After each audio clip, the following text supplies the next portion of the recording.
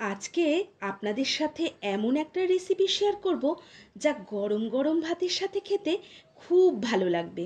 বিশেষ করে জ্বর জ্বালা হলে খেতে তো দারুণ লাগে।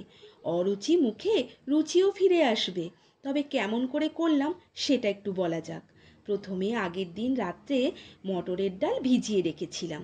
পরের দিন ভালো করে ধুয়ে নিয়েছি।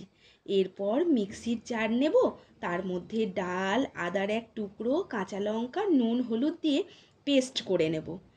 এরপর পেস্ট হয়ে গেছে, এর মধ্যে দেব জিরে বাটা, ধনেপাতা কুচি, চিনি, চালের গুঁড়ো, সামান্য নুন দিয়ে ভালো করে মেখে নেব। এবারে থালাতে জল নেব, বেশ খানিকটা নুন দেব, তার মধ্যে দিয়ে দেব কুমড়ো পাতাগুলো।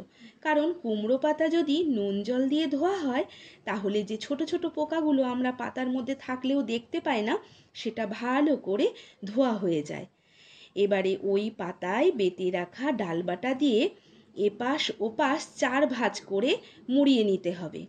এবারে ওপরেও খানিকটা আমি ডালবাটা লাগিয়ে নেব। এরপর কড়াইতে বেশ খানিকটা তেল দিতে হবে। তেল গরম হলে কুমড়ো পাতা দিয়ে দেব, আর এপিঠ ওপিঠ ভেজে নেব। আর ওপরে ছড়িয়ে দেব খানিকটা পোস্ত। এটা অবশ্য দেখতে ভালো লাগার জন্য আমি দিয়েছি। এরপর আর কি, রেডি কুমড়ো পাতায় মোড়া মটর ডালের পাতুরি। আর দেরি না করে আপনারাও বানিয়ে দেখুন। আজ আসি, আবার দেখাবে। নমস্কার।